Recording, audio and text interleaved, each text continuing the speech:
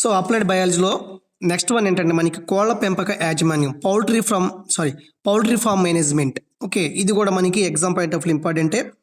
దీంట్లో మనకి ముఖ్యంగా అడిగేది మరి కోళ్ళకి వచ్చేటువంటి ప్రధానమైనటువంటి వ్యాధులు ఏంటి అదే అడుగుతారు. అంతే, పెద్దగా ఇంపార్టెంట్ లేదు, మీకు తెలిసిందే. ఇది కోళ్ల పెంపకం గురించి మీకు ఐడియా ఉంది.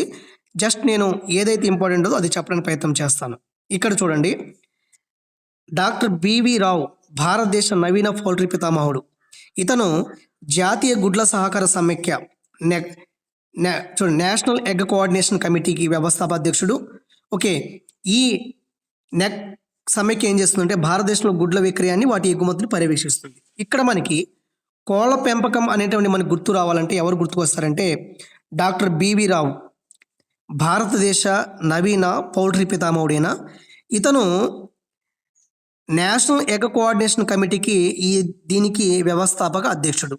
మరి ఏం చేస్తుంది నేషనల్ ఎగ్ కోఆర్డినేషన్ కమిటీ? ఏం చేస్తుందంటే భారతదేశంలో గుడ్ల విక్రయాన్ని వాటి ఎగుమతుల్ని పర్యవేక్షిస్తుంది. అంతేకాకుండా యాక్చువల్గా మీకు గుడ్ల కోసం పెంచే పక్షులు లేయర్స్ అని, మాంసం కోసం పెంచే పక్షుల్ని బ్రాయిలర్స్ అని చెప్పొచ్చు మనం. అది మీకు అంత అవసరం లేదు. అయితే ఇక్కడ చూడండి, లేయర్స్ అంటే ఏంటి? మనకి గుడ్ల కోసం పెంచే పక్షులు. అందుకే సంకరజాతి లేయర్ని ఉత్పత్తి చేయడానికి ముంబై, భువనేశ్వర్, హస్సరగట్లలో కేంద్ర కోళ్ల ప్రజనన క్షేత్రాలను ఏర్పాటు చేయడం జరిగింది. అదేవిధంగా ఐజాత్ నగర్లోని భారత పశువైద్య పరిశోధన సంస్థ ఇండియన్ వెటర్నరీ రీసెర్చ్ ఇన్స్టిట్యూట్ ఉంది ఐజాత్ నగర్లో.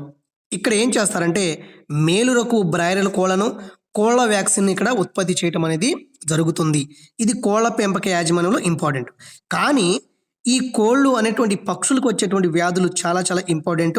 అయితే కొన్ని ఇంపార్టెంట్ బిట్స్ అయితే ఇక్కడ చెప్పడానికి ప్రయత్నం చేస్తాను. చూడండి, పౌల్ట్రీ యాజమాన్యంలో మనకున్నటువంటి ముఖ్యాంశాలు ఏంటంటే ఇక్కడ ఒక బిట్ ఉంది. భారతదేశంలో ఉపయోగించే సంకర లేయర్లు ఏంటంటే BV300, హైలైన్, పూనా, పెరల్స్ మొదలైనవి లేయర్స్ అన్నమాట. అదేవిధంగా హబ్బార్డ్, వెంకాబ్ మొదలైనవి భారతదేశపు వాణిజ్య బ్రాయిలర్ రకాలు. ఇవి కోళ్ళు రకాలు. తర్వాత మనకి చాలా ఇంపార్టెంట్, పౌల్ట్రీ ఫామ్లో వచ్చేటువంటి అంటే కోళ్ళకి వచ్చేటువంటి వ్యాధులు అనేవి చాలా ఇంపార్టెంట్.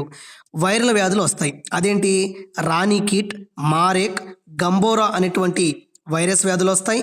అదేవిధంగా బ్యాక్టీరియల్ వ్యాధులు ఏంటంటే మనకి కోళ్ళ cholera, infectious coryza, chronic respiratory disease వస్తుంది. ఇది బ్యాక్టీరియా వల్ల వస్తుంది.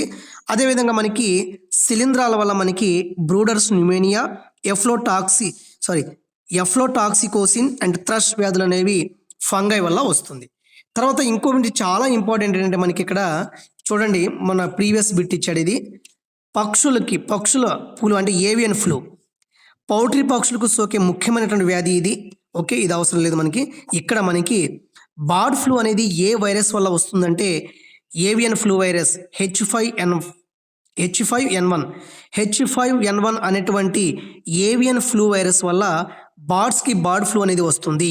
ఓకేనా, బర్డ్ ఫ్లూ వ్యాధి అనేది వస్తుంది. ఇది వరల్డ్ వైడ్గా ఈజీగా స్ప్రెడ్ అయ్యేటువంటి వ్యాధి. సో ఇదండి, మనకి ఎంత అవసరం లేదు. సో పౌల్ట్రీ పెంపక యాజమాన్యం అంటే పౌల్ట్రీ ఫార్మ్ మేనేజ్మెంట్లో మనకు వచ్చేది ఈ వ్యాధికారక జీవి ఏంటి, బర్డ్ ఫ్లూది. తర్వాత మనకి కోళ్ళకి వచ్చేటువంటి ముఖ్యమైనటువంటి వ్యాధులు ఏంటి, మరి ఈ ఇండియన్ వెటర్నరీ ఇక్కడ చూసాం కదా, ఇండియన్ వెటర్నరీ రీసెర్చ్ ఇన్స్టిట్యూట్ ఎక్కడ ఉంది.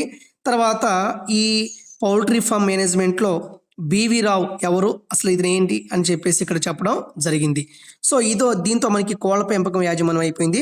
తర్వాత మనకి నెక్స్ట్ వీడియోలో బీ కీపింగ్ లేదా ఎపీకల్చర్ గురించి మాట్లాడదాం. చాలా చాలా ఇంపార్టెంట్.